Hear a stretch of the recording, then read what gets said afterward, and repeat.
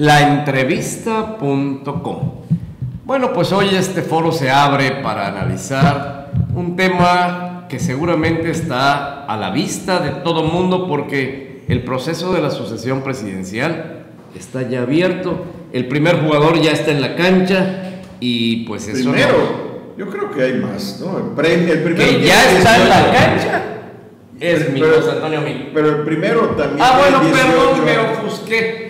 Bucanas, Johnny Walker, te lo acepto. Calidad 18. Sí, ya entendí. Te refieres al popularísimo Andrés Manuel López Obrador, que hace 18 años está en la cancha esperando que salte el otro contrincante. Bueno, pues ya le brincó la liebre. Vamos a ver a cómo nos toca, dirían ellos. ¿Cómo están? Buenas tardes. Muy bien. Buenas tardes, mucho gusto. Pues, ¿cómo se llama la entrevista? La sucesión presidencial en México. Caramba. ¿Y de eso qué sabemos? A ver, compadre. Bueno, pues hay mucho escrito de la sucesión presidencial. Es un proceso que inició en 1824 con la primera presidencia de la República, ¿no? Guadalupe Victoria, que se puso, él se cambió el nombre porque tenía un nombre muy raro y se puso Guadalupe Victoria porque él triunfó con la independencia, él fue insurgente y él enarbolaba el estandarte de la Virgen de Guadalupe. Entonces al triunfar la independencia de México respecto a España, él fue el primer presidente y se puso como nombre Guadalupe Victoria. ¿Veces presidente? Él no, el que fue varias veces fue Santana, ¿no? Fue 15 veces presidente Santana. Y Porfirio Díaz, bueno, también durante más de 30 años. Porfirio, 30 años. Más de 30 años estuvo, por 34 años estuvo Porfirio. Y se interrumpió, no fue continuo, pero más de 30 años, 34. Cosas veredes, mío Cid. Sí. Y bueno, entonces, en este devenir histórico, ¿qué cosas podemos subrayar?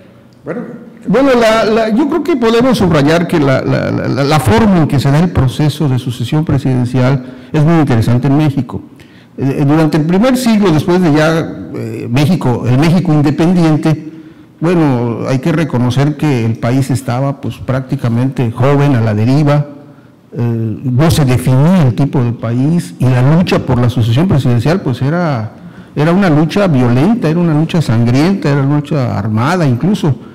Y llegaban los presidentes de la República y se levantaban en armas en alguna región, alguna zonada, alguna revolución, y los sustituían, y así se van dando las sucesiones presidenciales. Y se intenta ya en la época de la Constitución del 1857, se intenta ya darle cierta estabilidad al país, ¿no? Para que la sucesión presidencial fuera menos violenta. Y lo cual se logra estabilizar la sucesión presidencial, se logra estabilizar en la época pues ya la revolución la Revolución Mexicana, y que se impone prácticamente la Constitución Política del 17, y a partir de entonces ya se le da una fuerza muy, muy peculiar, se le deposita todo el poder a un solo individuo, que es el presidente de la República, y se logra la estabilidad del país, y surgen entonces ya métodos distintos, ya no son los métodos bélicos para hacer la sucesión presidencial, sino ya vienen los métodos políticos, y surgen los partidos políticos que hasta la fecha están, el PRI surgió en esa época, y luego posteriormente el PAN, y luego la época de la reforma de don Jesús Reyes Heroles. Claro, ¿sí fue primero el PRI que el PAN? Sí, el PRI surge como producto de la Revolución Social Mexicana, para recoger los anhelos de justicia social. Diseñan un partido único, agrupó a varios partidos que había en el país, muchos partidos pequeños. Aquí en Yucatán había el Partido Socialista del Sureste. ¿Cierto? Entonces se integran en un solo partido, el Partido Nacional Revolucionario, y ese partido es el que luego pues, se convierte en el PRI. A principios del siglo pasado. Si usted me vio atravesarme es porque el teléfono de don David registraba una llamada. Perdóname la indiscreción, pero ya vi quién te habló. Sí, creo que... ¿El bueno? ¿Será el bueno?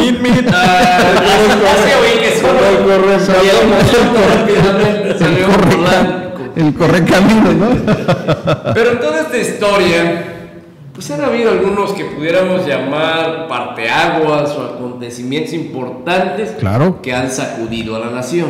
Así es. Hoy en día se ha vuelto a poner en boga lo de la designación, el comúnmente llamado dedazo. Bueno, Esto surge precisamente en el 24, cuando designan a Plutarco Elías Calles, ¿no? Ahí se inaugura la era del dedazo, y que a lo largo de la historia de las sucesiones presidenciales pues se ha operado. Quizá, pues por supuesto, es un procedimiento totalmente antidemocrático, pero bueno, al PRI le funcionó porque gracias a ese dedazo se generó la disciplina en torno al designado y no se fracturaba el PRI. El PRI, como le ha pasado últimamente a los partidos de oposición al PRI, que en el proceso de sucesión los partidos se dividen, lo que le está pasando al propio Partido de Acción Nacional, que por la lucha del poder se está fraccionando, se está dividiendo, y le pasó al PRD, que también se ha estado desmoronando. En el PRI, pues con esa designación, es la disciplina la que se impone y designan, es método antidemocrático, pero al PRI le ha funcionado durante muchos años. Claro, hay que superarlo, lo ideal sería que se haga un proceso democrático de elección, no de designación, porque estamos en el pleno siglo XXI. ¿Elección entre quiénes? Los mismos que aspiren dentro de un propio partido, pues los métodos democráticos que se usan en todo el mundo, pues son los que deberían prevalecer, porque ya la designación corre el riesgo. Bueno, en este caso ya la designación, ya es la designación del candidato. En épocas pasadas era la designación del sucesor presidencial. Esa es la diferencia con respecto a la última designación, por ejemplo, de Salinas, que designó a Colosio, y ahora Peña Nieto designa a mí, pero no hay la garantía de que llegue. Lo designa como candidato, pero ahora va a la contienda. Entonces, bueno, puede tener muchos inconvenientes el dedazo, pero bueno, le funcionó el proyecto. Sí, solo recuerden aquella elección interna entre Francisco Labastida y Roberto Madrazo, en donde se dan hasta con la cubeta y se agarran ahí deme el apellido de Roberto, y entonces, ¿cuál es el resultado? Se debilitó el PRI. Se debilitó el PRI. Perdió Labastida, efectivamente. Entonces el método del dedazo, antidemocrático, pero les funciona, ¿no? Pero bueno, yo creo que la tendencia es que sea democrático todo. Recuérdenme, por favor, ustedes, ¿cómo fue la sucesión entre el presidente Fox y el presidente Calderón? Entre el presidente Fox era Zedillo, Ernesto Zedillo Ponce de León fue el... No, pero me refiero, sí, de acuerdo, Zedillo le cede a Fox, pero la transición de Vicente Fox a Felipe Calderón, ahí no hubo... Bueno, no, ahí se le salió del huacal, el famoso hijo desobediente, que Felipe Calderón, como Fox no tenía la autoridad, Fox lo primero que hizo al llegar a la presidencia es... no quería él caer en el autoritarismo que tanto criticó el PAN durante tantos años, ¿no? Entonces, pero se fue al otro extremo. Fox dejó todo suelto, es decir, del autoritarismo del PRI pasó con Fox al vacío de autoridad, y ya la figura presidencial se echó ya se echó. Entonces ya Fox ya no designó a su sucesor, se le adelanta Felipe Calderón, se mueve solo y se impone, porque el candidato era Krill. ¿Se acuerdan que lo regaña en Guadalajara porque hace un evento siendo entonces secretario de Energía? Sí, era su secretario. No recuerdo bien si el mismo día que doña Martita tenía un evento del DIF ahí. Sí, el candidato de Fox era Krill, secretario de Gobernación, pero Felipe Calderón se adelanta y la gana, pues. Ellos dicen que fue un proceso más democrático porque no lo designó. Pero bueno, el problema es que llega Felipe Calderón y llega con una elección muy cuestionada, porque precisamente se dividió el Partido de Acción Nacional.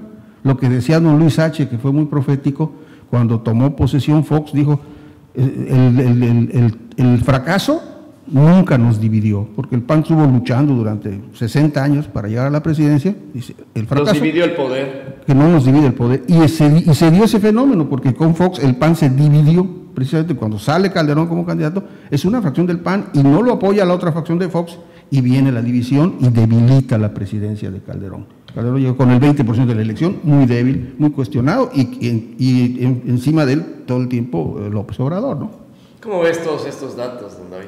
Son interesantes, pero habría que también mencionar qué es lo que cuál era el contexto de la República, qué estaba sucediendo. La economía ha venido decreciendo, la inseguridad se disparó, el ejército salió a las calles, mucha gente que invertía en México dejó de hacerlo, todo lo que era la industria pesada, la industria mexicana, se volatizó, se fue, emigró, se convirtió esto más bien en la industria extranjera y de la importación. También, bueno, pues empezamos nosotros a buscar nosotros los mexicanos, ¿no? A buscar la situación. Y creció también el número de pobres. Acuérdense que mediaba ahí al principio o al final de la época de la solidaridad con Carlos Salinas, eran 25 millones. A la actualidad casi 60 millones de pobres, ¿no?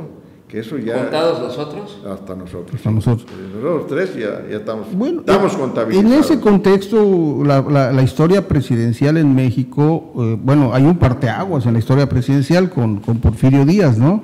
Porfirio Díaz, bueno, se eternizó en el poder, pero el gobierno fue un gobierno rico, el de Porfirio Díaz.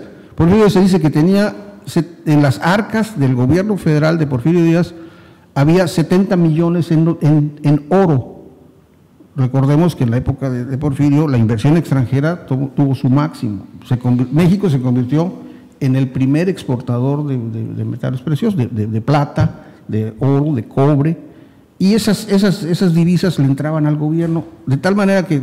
Tienes que mencionar algo que es vital para la economía de México, el petróleo, porque era el 60% del dinero que se regaba en toda la República provenía del bueno, petróleo. Sí, ya en la época, digamos, moderna del presidencialismo, sí, alcanzó su esplendor con López y el Portillo. agotamiento de los pozos y también la extranjerización de las compañías que ya estaban entrando a hacer negocio con la cuestión petrolera, la explotación, la exploración, la transmisión el envío de petróleo. A eso iba yo precisamente. La industria minera estaba en manos de empresas extranjeras en la época de Porfirio Díaz. Sí pagaban impuestos, el gobierno se volvió rico, el país creció, don Porfirio hizo el Ángel de la Independencia,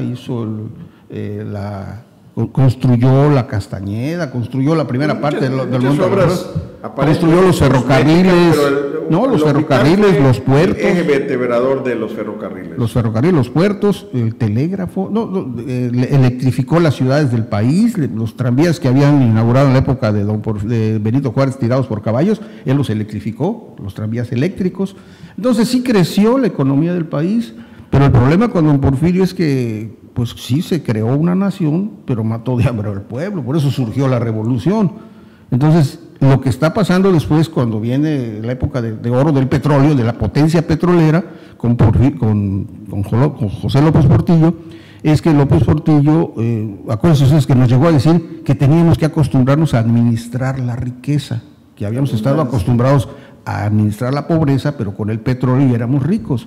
Bueno, entonces le invierte demasiado al petróleo, y lo que pasa con esa inversión que hizo, que eran puros préstamos del extranjero, y de la noche a la mañana le suben las tasas de interés del 7% al 21% a los créditos que tenía contratados López Portillo, y se encarece terriblemente, se vacían las arcas de la nación y quebró y quebraron las finanzas públicas. Bueno, después viene el que tenemos aquí atrás, el Peña Nieto, y él, en sentido contrario a toda la historia del presidencialismo, le devuelve la industria petrolera a las empresas extranjeras. Lo hizo Peña Nieto.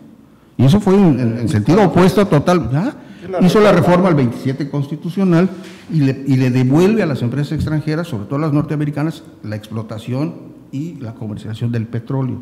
Que Lázaro Cárdenas en el 38 le quitó a las empresas extranjeras esa industria petrolera. Entonces, por eso digo, todos los presidentes, desde el primer presidente de la República, desde el 24... Compadre, esta es la historia. Ahora vamos al parteaguas de la realidad actual. Ya sabemos quién es el candidato a la presidencia por parte del Partido Revolucionario, que es el que está en el poder. Así es. El PRI. ¿Y quiénes están, Fernando, en la jugada? Bueno, el tablero está todavía dividido y complicado. Evidentemente Andrés Manuel López Obrador por Morena, el partido es él, y no cabe duda que él será el candidato. Ustedes ven otra posibilidad, ¿no? Para nada. En el PAN, pues es el dueño del negocio, ¿no? Es el dueño del negocio, sí. En el PAN, pues pareciera que Ricardo Anaya quebró el vidrio, quebró el cristal, lo fragmentó, porque pues funge como presidente del partido, pero a la vez está buscando la candidatura. Después sí es parte. Y entonces se va Margarita. Rafael Moreno Valle, no lo he vuelto a oír. recientemente al menos. A mí lo que me llama mucho la atención, lo que acaba de decir Andrés Manuel, con respecto a los partidos que son propiedad de particulares. En el caso, por ejemplo, de Verde Ecologista, claro, habla de la familia esta González y de todo lo demás. Y en este caso critica que el dedazo fue por el dueño, que es el presidente de la República. Pero él también va por dedazo. Y él propio. Entonces ve la paja en el ojo ajeno. Claro. Así es. No ve la viga que tiene él, claro, en el ojo, ¿no? Ahora díganme ustedes, en Acción Nacional, ¿a quién ven como un candidato competitivo? Que hoy día además ya se habla del Frente Amplio. Ya, Acción Nacional dejó de ser partido, ahora se convirtió en frente. Ya entregó a un partido que ni siquiera es parte de su ideología, como es el PRD. Tiene a su morenita, ¿no, compadre? Sí, tiene a su morena. Tiene a su morena, que es la Barrales. Alejandra Barrales. El PG tiene ¿Y Mancera? A su morena. Y nuestro candidato, o el candidato de los revolucionarios, yo me siento revolucionario. No quiero decir que sea... Pues sí, es de 1910. Por favor, quítame medio siglo. También tienen, pues vamos a tener nuestra morena con quien bailar, ¿no? Sí, se va a bailar el son de la negra esta. De los tres candidatos, bueno, ya obviamente López Obrador es el candidato de Morena, el PRI ya tiene candidato, y Ricardo Anaya está entre él y Mancera, porque ahí está los expertos nos han dicho, los expertos políticos, los analistas políticos, que esa alianza del PAN y PRD y Convergencia, dice, iba a durar hasta que el candidato lo separe. Ya se quitó. Y eso es exactamente lo que está pasando. Los periodistas no quieren que sea candidato Anaya y los panistas no quieren que sea Mancera el candidato. Entonces ahí está la división. Entonces es muy probable que Anaya se quede como candidato del PAN. Imagínenselo si llegaran a ser gobierno. Que llegara a ser Anaya presidente, va a ser candidato por el PAN y probablemente el PRD. Canalla. Aunque se agandalló a juicio de varios. Y según Margarita Zavala es canalla. Entonces, Mancera va por el PRD y ya lo fueron a visitar los del PRD, ya le dijeron, ya. Entonces, y Mancera dice, yo le apuesto a la alianza. Es la única forma de que le podamos ganar al PRI y a López Obrador. Pero si no hay alianza, voy por el PRD y es probable que sea el candidato del PRD Mancera y Anaya sea por el PAN. Entonces, pero en esta fragmentación del electorado, yo creo que esto va a quedar entre el PRI y Morena. Ustedes acaban de decir en el noticiero que hay 1,5 millones de firmas, ¿no? 1.600.000 firmas ya llevan los independientes. Yo veo que ese 1.600.000 firmas son votos negativos para los partidos. Sí. Si les van a quitar votos a los partidos. ¿Pero a quién le va a quitar más? A los partidos, bueno, ¿a quién les va a quitar más? Bueno, a Margarita le quita al PAN. Los que están fuertes, Margarita, el Bronco le quita al Peje. ¿No? Le va a quitar al Peje. Aquí vi un nombre. Pedro Ferriz le va a quitar al PRI y al PAN. ¿Sí? Al PRI le va a quitar. Ríos Peter, Armando. Es otro independiente. Y Marichuy, pues que mis respetos, no le veo muchas posibilidades. Sí tiene. ¿Quién es Patricio Martínez? Es María Jesús Patricio Martínez Marichuy, es la candidata indígena. Es la candidata que anunció originalmente el ejército zapatista, pero es la candidata indígena. Ella sale de un congreso indígena y a ella la proponen como candidata. En México hay 3,5 millones de indígenas. Hay 3,5 millones de indígenas y creo que el 80% de los mexicanos somos mestizos, tenemos sangre indígena en las venas. Bueno, ustedes no, ustedes tienen más sangre europea, pero yo tengo más sangre maya. No se equivoquen, somos huiropeos. Sí, tenemos sangre mestiza y pues el llamado de la sangre a veces cuenta, por eso tiene muchos votos. Yo estoy sorprendido por la cantidad de votos. Yo pensé que no iba a tener ni una posibilidad de una firma y ya tiene más de 50 Oye, y pero tantas esta mil buena firmas. mujer tendrá idea de lo que es una campaña, sabrá a lo que se enfrenta. Yo con todo respeto, y lo he dicho aquí, yo prefiero votar por alguien como ella a votar por uno de Yale o de Harvard. ¿Por qué? Porque el modelo económico de Yale, de Harvard, no ha funcionado. ¿Y el modelo económico indígena podrá Bueno, velo cómo está funcionando las comunidades zapatistas, cómo viven ahora, cómo vivían antes, cómo han vivido durante 500 años y cómo viven ahora. Hay que verlo. Probablemente mejor, pero yo no quisiera ir a vivir ahí. No, pero yo no voto por ningún harvariano porque nos dejaron 54 millones de pobres. Es decir, el país, la mitad de la población del país está en condiciones de pobreza. Esa es la política de Harvard, de Yale.